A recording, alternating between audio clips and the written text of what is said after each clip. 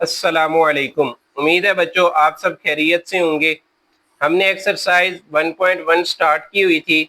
उसके हमने first 4 question जो है वो बड़ी डिटेल से डिस्कस कर लिए हैं। ठीक है, आज हम स्टार्ट करेंगे क्वेश्चन नंबर 5 को। लेकिन क्वेश्चन नंबर 5 को स्टार्ट करने से पहले इसके रिलेटेड हमारे पास प्रीवियस पेजेस पे कुछ प्रॉपर्टीज दी हुई हैं, उनको हम डिस्कस कर लेते हैं। पहले जो हमने प्रॉपर्टीज डिस्कस की थी वो हमारे पास थी प्रॉपर्टीज ऑफ रियल नंबर। ये हमारे पास है ऑर्डर प्रॉपर्टीज।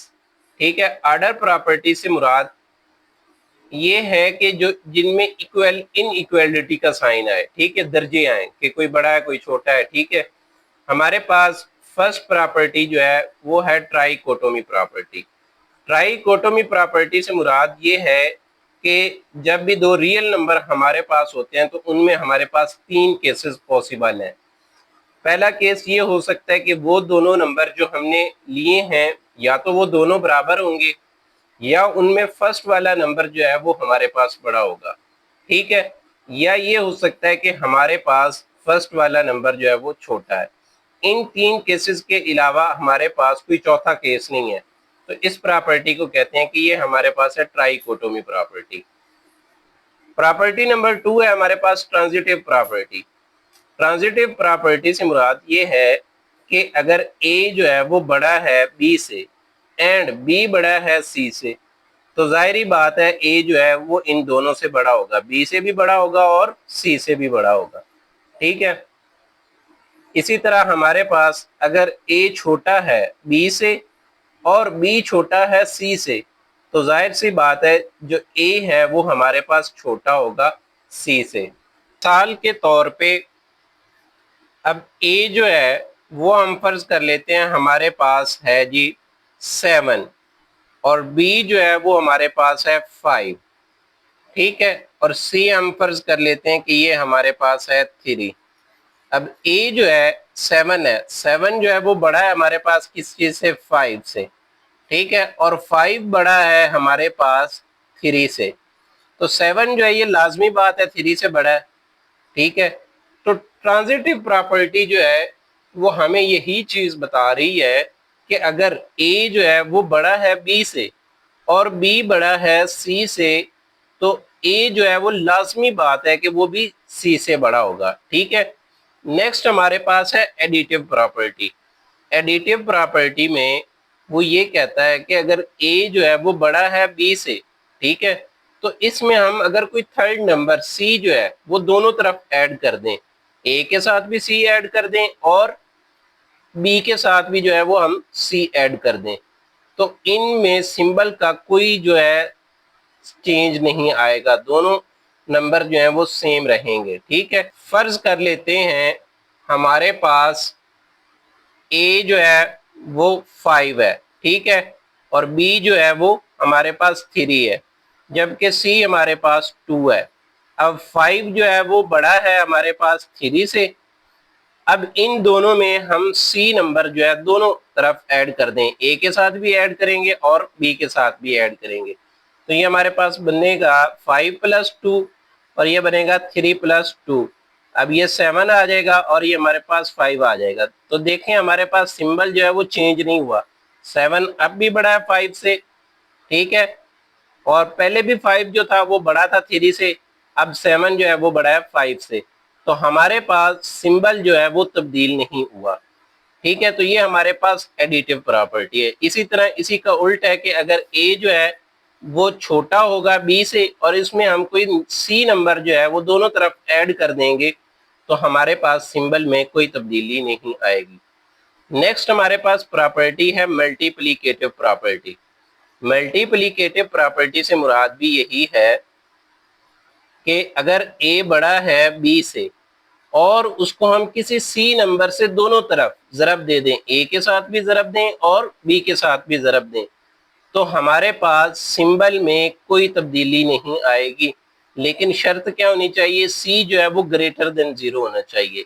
अब ग्रेटर देन 0 का मतलब ये है कि सी की जो वैल्यू है वो हमेशा पॉजिटिव होगी। ठीक है, सी की वैल्यू हमेशा पॉजिटिव होगी। ठीक है, हम यहाँ पे एक मिसाल ले लेते हैं। जिस तरह हमने यहाँ पे ए को फर्ज कर लेते हैं हमारे पास वही 5 है, बी 3 है और सी हमारे पास जो है वो 2 है। अब 5 जो है वो बड़ा है हमारे पास 3 से, ठीक है। अब सी से दोनों तरफ मल्टीप्लाई कर देंगे, 5 मल्टीप्लाई बाय 2 और 3 मल्टीप्लाई बाय 2। अब 10 आ जाएगा और यहाँ पे 6 आ जाएगा। अब 10 जो है वो हमारे पास बड़ा है किससे, 6 से। तो वो यही कहता है कि जब भी हम किसी पॉजिटिव नंबर से इनको मल्टीप्लाई करेंगे तो हमारे पास आंसर जो है वो उसमें सिंबल की कोई तब्दीली नहीं आएगी। इसी तरह हमारे पास ये भी इसी का उल्टा है कि अगर ए छोटा होगा बी से और उसको हम सी से मल्टीप्लाई करेंगे तो हमारे पास सिंबल जो है वो सेम का सेम रहेगा। और लेकिन शर्त क्या होनी चाहिए कि सी को जो है वो हमने हमेशा मुस्बित रखना है। इसी तरह थर्ड नंबर पे हमारे पास है कि ए जो है वो ग्रेटर देन है बी से, और इसको जब हम किसी सी नंबर से मल्टीप्लाई करेंगे तो अब इसका सिंबल जो है वो चेंज हो जाएगा। क्यों चेंज होगा, क्योंकि अब सी जो है वो हमारे पास लेस देन 0 है, यानी कि नेगेटिव नंबर है। ठीक है, मिसाल के जरिए देख लेते हैं। फर्ज कर लेते हैं ए जो है वो हमारे पास है 5, बी जो है वो हमारे पास है 3 और सी जो है वो हमारे पास है -2। क्योंकि उसने कहा हुआ है सी जो है वो लेस देन 0 होना चाहिए, यानी कि नेगेटिव नंबर होना चाहिए। अब 5 जो है वो ग्रेटर देन है 3 से। अब -2 से मल्टीप्लाई करेंगे दोनों तरफ, 5 मल्टीप्लाई बाय -2 और 3 मल्टीप्लाई बाय -2। अब ये -10 बनेगा और ये -6 बनेगा।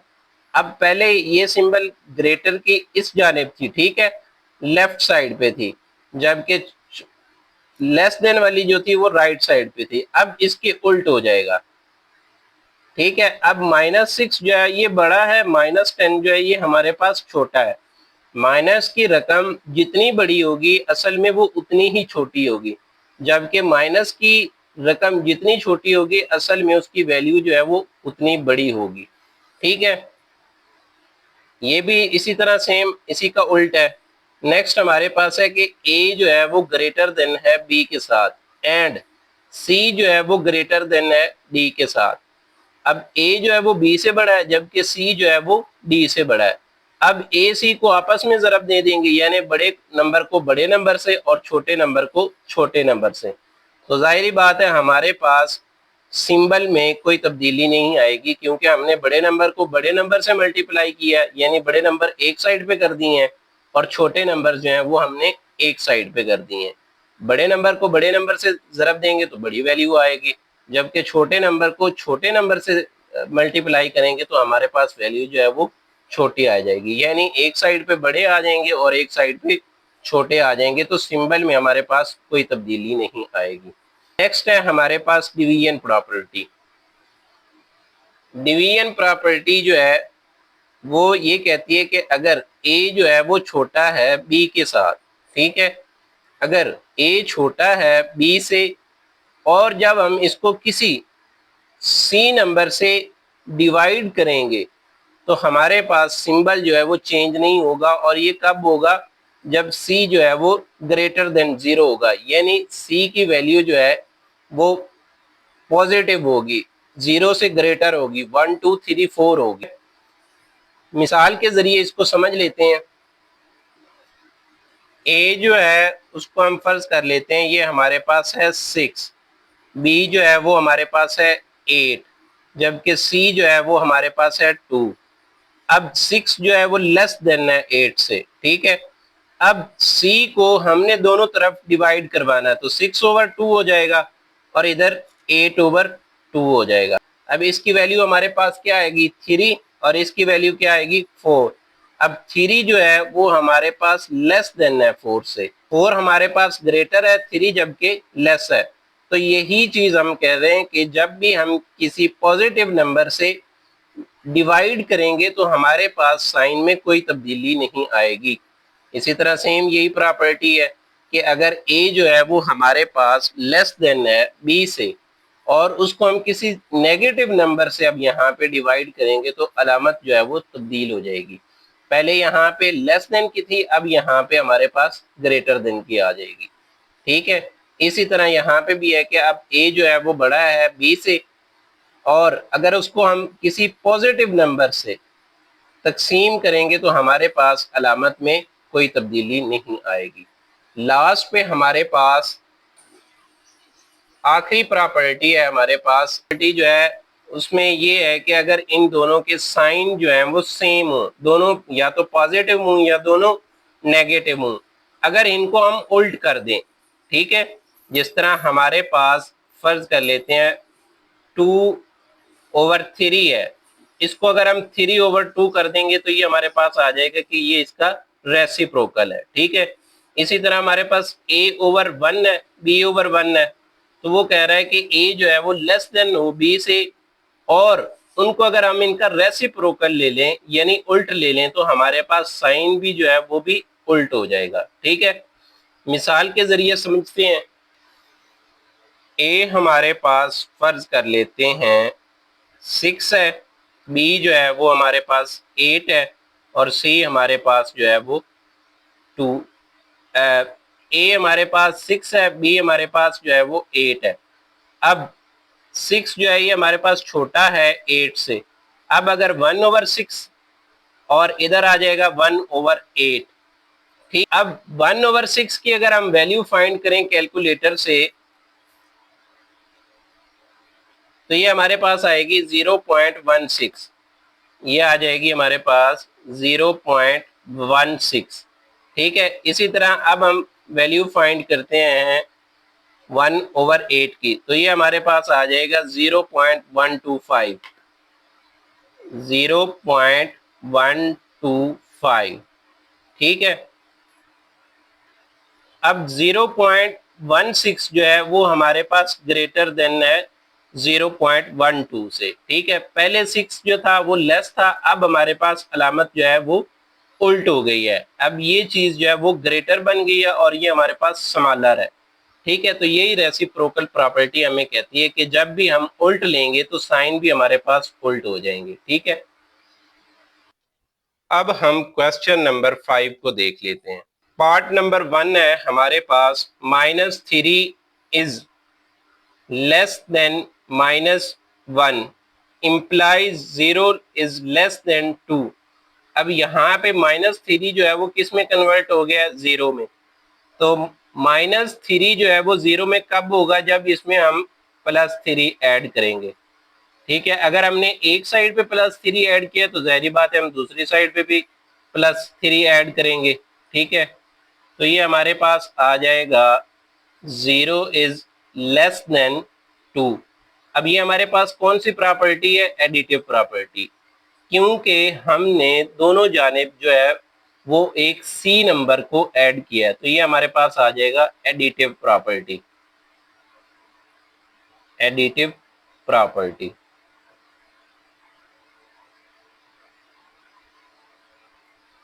नेक्स्ट हमारे पास part number 2, if a is less than b then 1/a is greater than 1/b। अब चूंकि यहाँ पे उल्ट हो रहा है, a जो है पहले a/1 था और b भी जो था वो 1b/1 था। ठीक है, अब ये हमारे पास a भी उल्ट हो गया और b भी उल्ट हो गया है।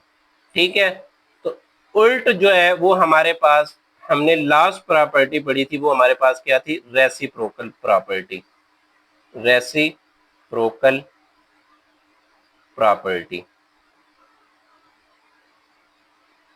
पार्ट नंबर 3 है हमारे पास, if a is less than b then a plus c is also less than b plus c।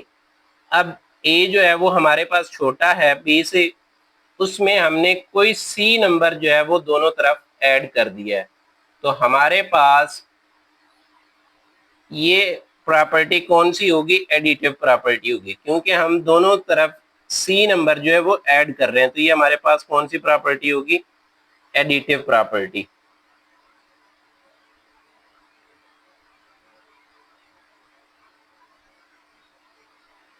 Part number 4, if AC is less than BC and C is greater than 0, then A is less than B। अब अगर हम यहां से इसको पढ़ना start करें तो ज्यादा आसानी से हम समझ पाएंगे। ठीक है, हमारे पास A जो है वो छोटा है B से। ठीक है, इसको हम किसी C नंबर से, अब वो C जो है वो जरूरी है कि हमारे पास ग्रेटर देन 0 होना चाहिए, यानी पॉजिटिव होना चाहिए। ठीक है, उससे हम दोनों तरफ इसको मल्टीप्लाई कर देते हैं, तो ये हमारे पास इसका जो सिंबल है वो सेम वही रहेगा, AC is less than BC। ठीक है, तो ये हमारे पास कौन सी प्रॉपर्टी है, मल्टीप्लिकेटिव प्रॉपर्टी है, क्योंकि हम C नंबर को दोनों तरफ जो है वो मल्टीप्लाई कर रहे हैं, तो ये हमारे पास मल्टीप्लिकेटिव प्रॉपर्टी है। ठीक है, और इसको हम इस तरह भी पढ़ सकते हैं। अगर हम स्टार्ट से इसको जिस तरह क्वेश्चन लिखा हुआ है इसको अगर इस तरह पढ़ें कि if AC is less than BC and C is greater than 0 then A is less than B। अब यहाँ पे हमारे पास AC जो है वो छोटा है BC से, अब C जो है वो दोनों तरफ कैंसल हो रहा है, तो इसको हम यहाँ पे लिखेंगे cancellation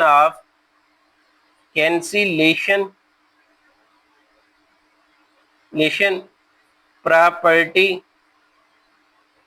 of multiplication order.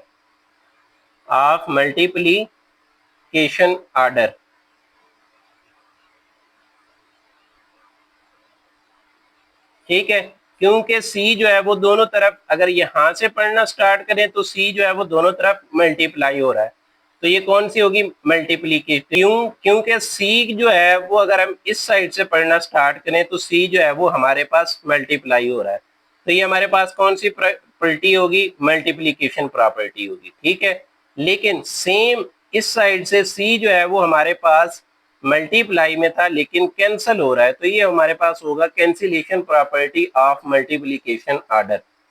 Number 5 है हमारे पास, if AC is less than BC and C जो है वो लेस देन है 0 से। यहाँ पे C जो है वो नेगेटिव नंबर है। ठीक है, वहां पे ऊपर पॉजिटिव नंबर था, यहाँ पे नेगेटिव नंबर है, then A is greater than B।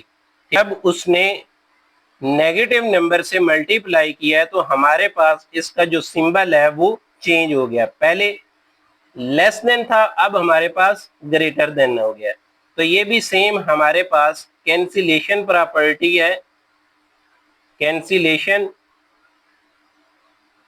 Property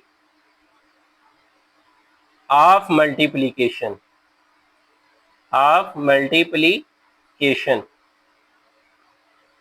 ठीक है, क्योंकि यहाँ पे भी C जो है वो दोनों तरफ मल्टीप्लाई भी हो रहा है और कैंसिल भी हो रहा है। ठीक है, तो ये हमारे पास है cancellation property of multiplication order. Part number 6, either A is greater than B और A is equal to B और A is less than B। अब हमने ये फर्स्ट प्रॉपर्टी पढ़ी थी कि जब भी दो रियल नंबर हूं तो हमारे पास 3 केसेस हो सकते हैं, 3 पॉसिबिलिटीज हैं। फर्स्ट ये है कि पहला नंबर जो है वो बड़ा होगा B से। ठीक है, या ये होगा कि वो दोनों नंबर्स आपस में बराबर होंगे, या अगर ये दोनों केस भी नहीं है तो तीसरा केस ये हो सकता है हमारे पास कि पहला नंबर जो है वो छोटा होगा दूसरे नंबर से, तो उस प्रॉपर्टी को हम कहते हैं कि ये हमारे पास है ट्राइकोटोमी प्रॉपर्टी, ट्राइकोटोमी प्रॉपर्टी। ठीक है, question number 6, insert 2 rational number between 1/3 and 1/4। अब हमने 1/3 एंड 1/4 के दरमियान जो है कोई से 2 रेशनल नंबर फाइंड करने हैं। ये फर्ज कर लेते हैं ये हमारे पास एक नंबर लाइन है, यहाँ पे 1/3 है और यहाँ पे 1/4 है। ठीक है, अब चूंकि इन दोनों के दरमियान में कोई रेशनल नंबर फाइंड करने हैं तो हम क्या करेंगे कि इन दोनों का एवरेज ले लेंगे। एवरेज लेने से जो नंबर हमें फाइंड होगा वो चूंकि इसके मिड में होगा तो ये एक रैशनल नंबर हमारे पास इस तरह आ जाएगा। दूसरा रैशनल नंबर फाइंड करने के लिए हम क्या करेंगे कि उस मिड वाले नंबर को किसी एक नंबर के साथ ऐड कर देंगे, या इस वैल्यू के साथ ऐड करेंगे या इस वैल्यू के साथ उसका एवरेज फाइंड कर लेंगे। एवरेज फाइंड करेंगे तो हमारे पास इस तरह सेकंड रैशनल नंबर आ जाएगा। और एवरेज हम किस तरह निकालते हैं कि दो नंबर्स को ऐड करके उसको फिर 2 पे डिवाइड कर देते हैं। तो फर्स्ट रैशनल नंबर फाइंड करने के लिए हम क्या करेंगे कि पहले इन दोनों को ऐड करेंगे, 1/3 प्लस 1/4, ये हमारे पास सबसे पहले एलसीएम लेंगे तो ये हमारे पास 12 आएगा। 3 4 ज़ा 12, 4 1 ज़ा 4, अब बीच में प्लस है तो यहाँ पे प्लस लगा देंगे। फिर हमारे पास आ जाएगा 4 3 ज़ा 12, 3 1 ज़ा 3, तो ये हमारे पास आ जाएगा 3। 4 प्लस 3 इज इक्वल टू 7/12। ठीक है, अब इसको हमने डिवाइड करना था 2 पे। ठीक है, 2 पे। अब ये हमारे पास 2 है, जब इसको हम उल्ट करेंगे 7/12 और यहाँ पे करेंगे 1/2, तो ये वाली अलामत जो है वो हमारे पास तब्दील हो जाएगी, तो ये हमारे पास हो जाएगा मल्टीप्लाई। ठीक है, और एक रैशनल नंबर हमारे पास आ जाएगा 7/24। ठीक है, अब ये 7/24 जो है ये हमारे पास यहाँ पे मिडवे पे लाई कर रहा होगा। ठीक है, अब सेकंड हमने मालूम करना है, तो हम क्या करेंगे कि इस नंबर को या इसके साथ एवरेज निकाल लेंगे या इस नंबर को इसके साथ एवरेज निकाल लेंगे, तो हमारे पास सेकंड रैशनल नंबर मालूम हो जाएगा। 7/14 प्लस 1/3। ठीक है, अब इन दोनों का एलसीएम फाइंड करते हैं, तो ये हमारे पास आ जाएगा 24 मल्टीप्लाई बाय 3, 24 को 24 के साथ कैंसिल हो जाएगा, रिमेनिंग हमारे पास 3 रह जाएगा। ठीक है, 3 को 7 से मल्टीप्लाई करेंगे तो ये हमारे पास आ जाएगा 21। ठीक है, इसी तरह 3 के साथ कैंसिल हो जाएगा, पीछे हमारे पास 24 रह जाएगा। ठीक है, 24 को 1 के साथ मल्टीप्लाई करेंगे तो ये हमारे पास आ जाएगा 24, ये हमारे पास हो जाएगा 45/72। ठीक है, अब इसको हमने डिवाइड करना था 2 के साथ। ठीक है, अगेन हम क्या करेंगे कि इसको 1/2 कर लेंगे, 45/72, ये 1/2 हो जाएगा, और ये हमारे पास जो डिवाइड है ये हमारे पास तब्दील हो जाएगा मल्टीप्लाई में। ठीक है, अब 45 मल्टीप्लाई 1 45 आ जाएगा, और 72 को जब 2 के साथ हम मल्टीप्लाई करेंगे तो हमारे पास आ जाएगा 144। तो एक रैशनल नंबर जो है वो हमारे पास ये आ जाएगा। अब चूंकि इन दोनों के दरमियान बेशुमार रेशनल नंबर्स पाए जाते हैं, जिसकी वजह से बुक वालों ने इनके आंसर जो है वो नहीं लिखे, तो हम इसको वेरीफाई किस तरह कर सकते हैं कि हम यहाँ पे कैलकुलेटर की मदद से सबसे पहले 1/3 की वैल्यू फाइंड करेंगे, तो ये हमारे पास आ जाएगी 0.33। ठीक है, 0.333। ठीक है, इसी तरह 1/4 की वैल्यू फाइंड कर लेंगे, तो ये हमारे पास आ जाएगी 0.25। ठीक है, तो हम 7/24 की वैल्यू फाइंड कर लेते हैं, तो ये हमारे पास आ जाएगा 0.29। अब 0.33 और 0.25 के दरमियान में ही 0.29 जो है वो लाई करेगा। अब हमने चूंकि इसके और इसके फाइंड किया था, तो अब यहाँ पे हम देख लेते हैं कि 45/144, तो ये हमारे पास आ जाएगा 0.31। अब ये हमारे पास वैल्यू जो है वो है 0.33 की, तो यहाँ पे कहीं पे जो है वो हमारे पास 0.3125 लाई करेगा। पार्ट नंबर 2, अब इन दो नंबर्स के दरमियान हमने रैशनल नंबर जो है वो फाइंड करने हैं। 3 और 4 के दरमियान हमने रैशनल नंबर फाइंड करने हैं, तो सेम वही तरीका यूज करेंगे कि इन दोनों को ऐड कर लेंगे। ठीक है, ये हमारे पास आ जाएगा 7। अब इसको हम 2 पे डिवाइड कर देंगे, 7 7/2, तो हमारे पास एक रैशनल नंबर जो है वो 7/2 आ जाएगा, जो कि इक्वल होगा 3.5 के, जो इन दोनों के दरमियान मिड में लाई करेगा। ठीक है, अब सेकंड हमने फाइंड करना है, सेकंड रैशनल नंबर, तो क्या करेंगे, एक 7/2 और 4 का एवरेज निकाल लेंगे, 7/2 प्लस 4। ठीक है, इन दोनों का एवरेज निकालेंगे। एवरेज निकालने के लिए सबसे पहले इन दोनों को जमा करेंगे, जमा करने के बाद जो भी आंसर आएगा उसको 2 पे डिवाइड कर देंगे, तो हमारे पास सेकंड रैशनल नंबर आ जाएगा। सबसे पहले इसका एलसीएम ले लेते हैं, इसके ओवर हमारे पास क्या है 1, तो एलसीएम हमारे पास आ जाएगा 2। ठीक है, 2 1 ज़ा 2, 1 आ जाएगा, 1 को 7 से मल्टीप्लाई करेंगे तो हमारे पास आंसर जो है वो 7 आ जाएगा।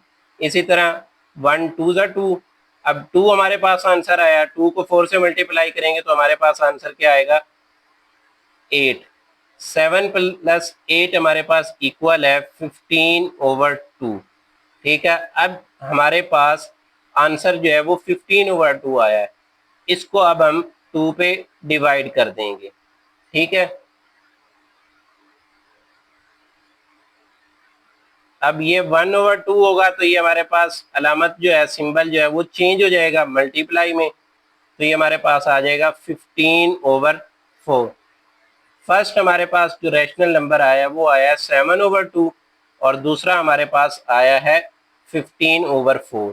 ठीक है, अब 7/2 को तो हमने चेक कर लिया है कि 7/2 जो है उसकी वैल्यू हमारे पास 3.5 है, जो कि 3 और 4 के दरमियान में लाई करती है। अब हमने ये चेक करना है कि क्या हमने जो सेकंड रैशनल नंबर निकाला है, जो मालूम किया है, क्या ये इन दोनों के दरमियान में लाई करता है। तो हम क्या करेंगे कि कैलकुलेटर पे इसकी वैल्यू फाइंड कर लेंगे, 15/4, तो ये हमारे पास आ जाएगा 3.75। तो 3.75 जो है वो यहाँ पे कहीं पे लाई करेगा।